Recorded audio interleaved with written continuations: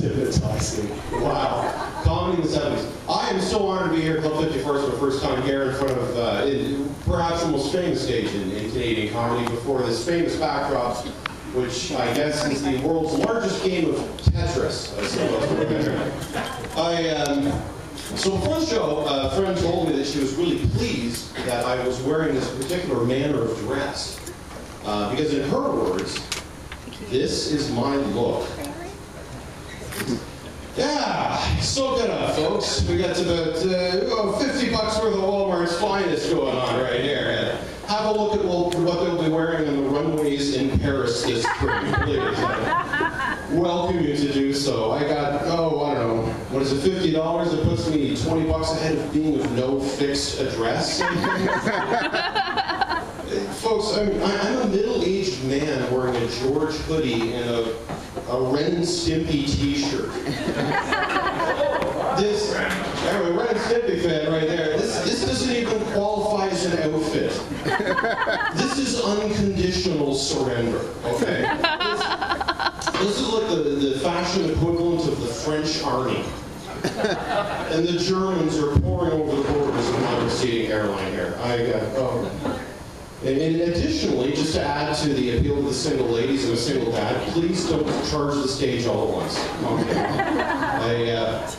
My daughter has a birthday coming up. She turns 7 in a little while, and she's getting a present. We're worried about how badly it's wrapped. When I say that I'm bad at wrapping presents, I don't mean I'm bad at wrapping presents the way that men are, usually bad at that sort of thing. I'm bad at wrapping presents the way that men with no arms are usually bad. I wrap presents like a T-Rex might wrap a present.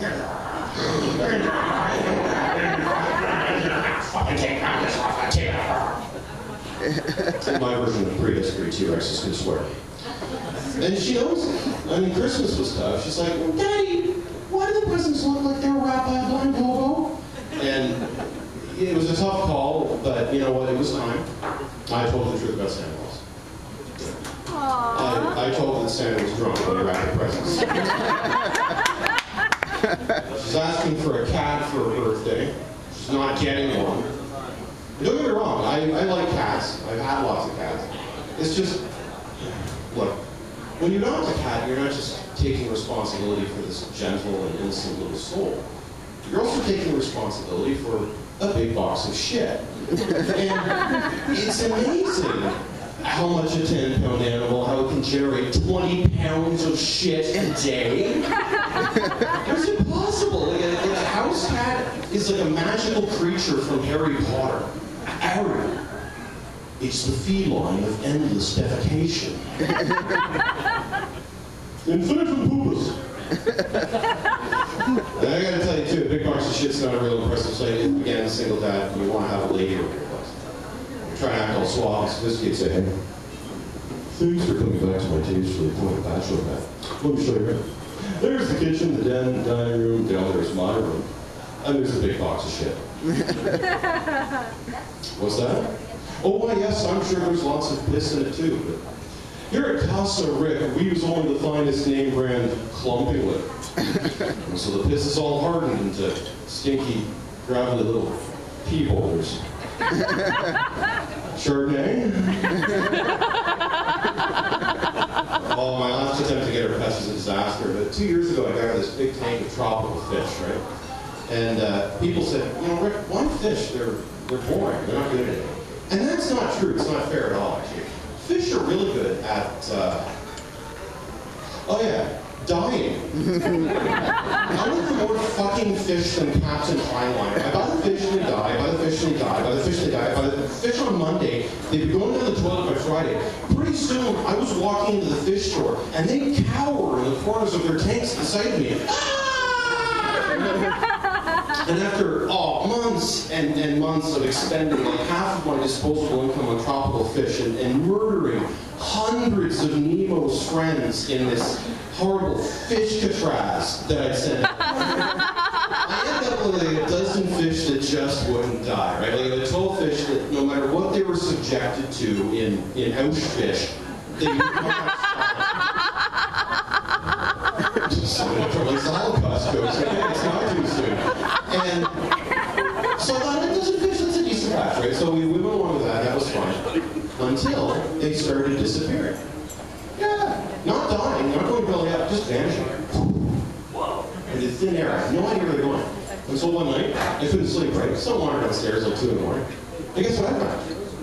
The cat that I had at the time was sitting on top of the fish tank, scooping them out and eating them. So to review, the fish that I was slaving over to keep alive were being converted into the turds in my big box of shit. Are you folks enjoying the incredibly cold and blustery winter we're having? Yeah, don't cheer too.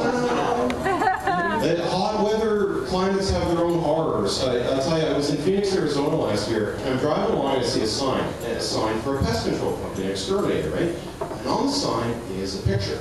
And the picture wasn't of an ant, and it wasn't of a cockroach, it wasn't even of a rat. It was a picture of a scorpion. Yeah. So you have to get this way, like, I visit the people I'm visiting, I'm like, you don't really like scorpions for homes, man. They go, yeah, I get scorpions, yeah. They get in the walls and they nest, they're hard to get rid of. You got a bullet guy. Oh my God! You seem like reasonably smart people. Let me ask you something. If you had scorpions in your house, would you call the exterminator, or would you do what I do and burn the fucking house down? A scorpion's not a pest. It's a monster. Oh my God. There has to be a limit to like what kind of animal you're willing to share your home with. Like how far are you willing to go here? Hey Jim, how's it going? Oh, I got a problem back to the house. Yeah, we got bears. Yeah, we got bears nesting in the walls. You know how it is. Hard to get rid of. And eat your honey. Your children. Oh, don't worry about it. I know a guy. Yeah. He helped me out last year. We had crocodiles. I set some traps, painted them with poodles. It was all good in a couple of weeks. That's the only thing. Oh, God. Oh. Like, it's those people in horror movies, you know? Like, back in the 80s, you watch the slasher movies, you'd be like, the murder's in the house, just get out of the house, just leave the house. The front door's right there, just get the fuck out of the house, just leave. And they wouldn't. Let's split up. I'll go into Dad's den where he keeps the spear gun. What could possibly go wrong with that? I guess the only thing that would be worse than having scorpions in your house would be having the scorpions in your house.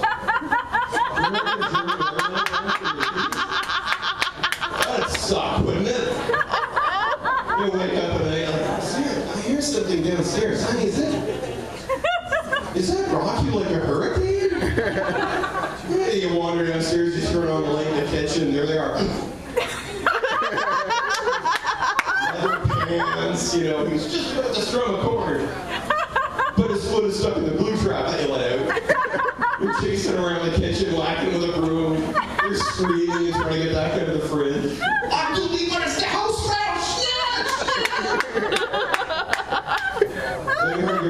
because, as we know, Germans are not easily extracted from places they weren't invited in the first place. And a World War II joke for the Auschwitz fan.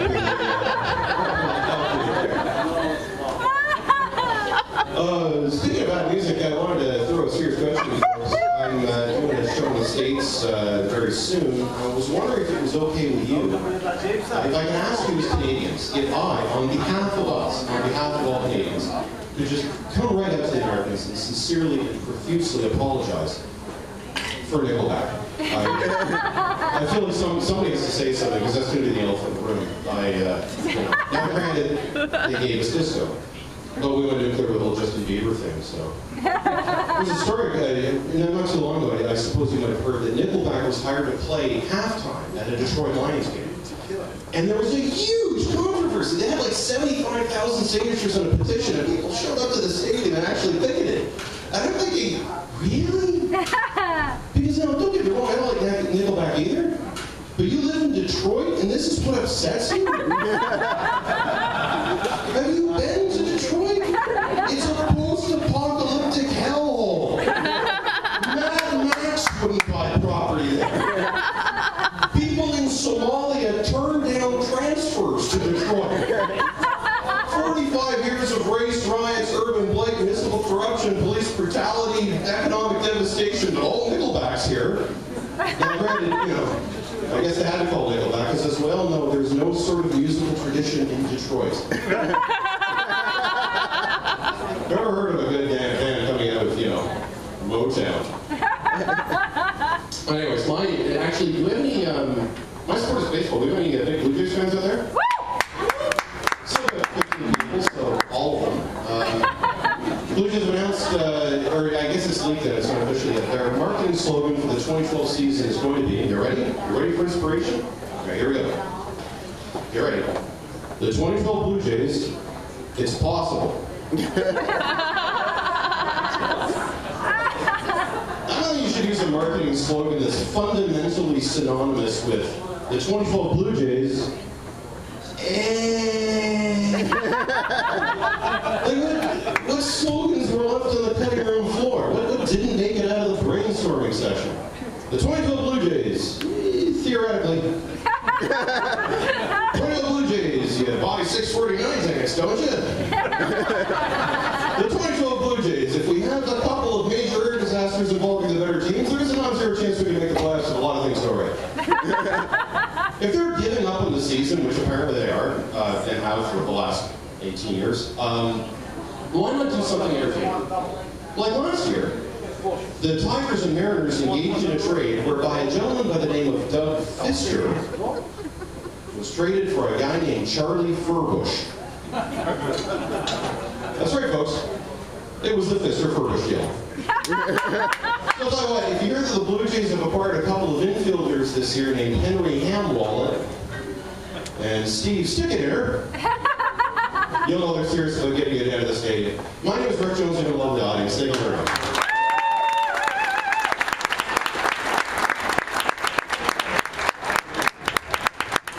Now, here it is.